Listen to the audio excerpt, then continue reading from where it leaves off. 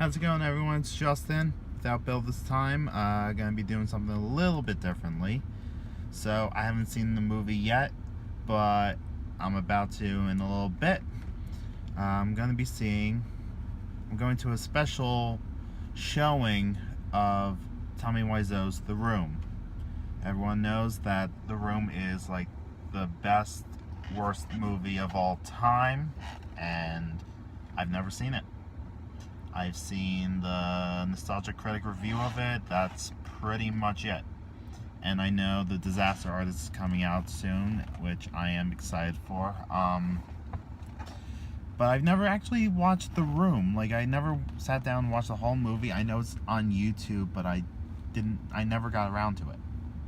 So I'm gonna go to this showing. Hopefully it's fun. Hopefully it's hilariously bad. And I hope I enjoy it. So I'll see you guys afterwards. Bye. Well, I just got out of The Room and wow.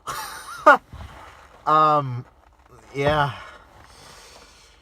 This was amazing.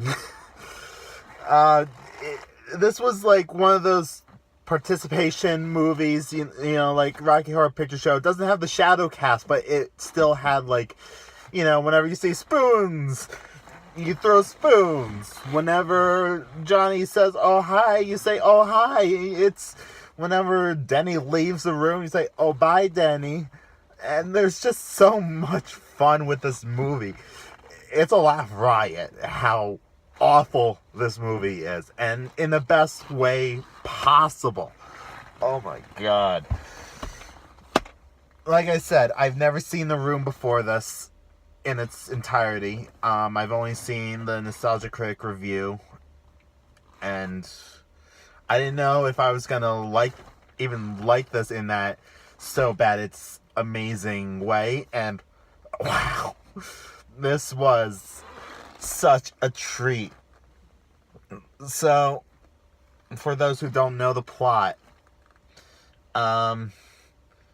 it's about Johnny and Lisa, who are an engaged couple. Johnny's up for promotion, and Lisa's losing her interest in Johnny, and she starts having an affair with Johnny's best friend, Mark, which leads into a lot of drama. Johnny doesn't get the promotion. Lisa's mother has breast cancer, which is only mentioned once and never mentioned again. Denny owns money to a drug dealer. Denny's like Johnny's son, his, like, not his real son, but like an adopted son. And okay, so this film is awful, but it's amazing. Like,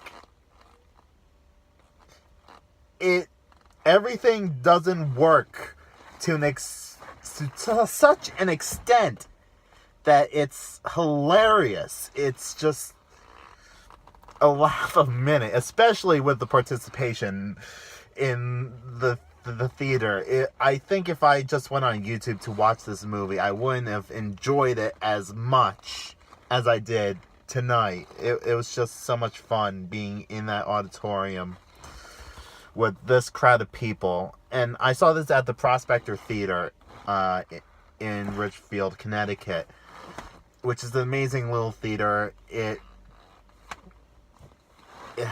It's meant to help employ people who have disabilities, developmental, physical, mental, all that stuff. And it's a really good, it's such an amazing theater. And I just actually donated a few dollars to this theater because I support their mission. But what they do here is absolutely amazing. And so I think the funniest part about this movie is a good 10 to 15% of this movie is sex scenes. I wish I was making this up. Like, there are 4 sex scenes in this movie. all to the same song, which is like a schmaltzy R&B soft rock kind of song, and it's just bizarre. Like the men who are doing it with Lisa are doing it to her belly button.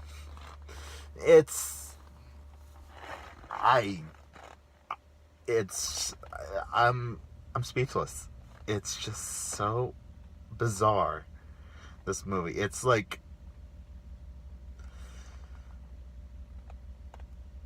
there's an old saying that if you get 100 monkeys in a room with typewriters, eventually they'll write a work of Shakespeare. Well, this isn't a work of Shakespeare, but it does seem like a monkey wrote this on a typewriter. And it's just hilarious. Shots that don't need to be in there are in there. This movie has scenes that exist and are never mentioned again, like the famous football in tuxedos scene. Like, I'm not complaining though, it was hilarious. Like, it's a fun way to spend your hour and a half. It was just, I enjoyed this immensely. And I'm trying to think of what my favorite scene, I mean, it's so quotable too. I did not hit her. It's not true. It's bullshit. I did not hit her. I did not. Oh, hi, Mark. And character motivations are all over the place. Like, one minute Mark's like Johnny's best friend. Another minute he's like a complete asshole. And like, dude, make up your mind. It's just, I look at these kind of movies and see if I could make this movie any better through rewrites or acting, and I could probably improve the acting if I was a director, but the question is, would I want to? Because the bad acting is just part of its charm. It's just like, it's a horribly made movie. Technically horribly made. Acting wise, it was horribly made. But you just can't help but enjoy yourself with the awfulness.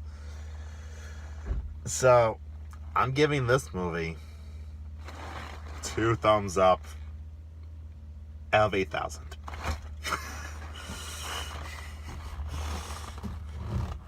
Because I love this movie, but it's awful.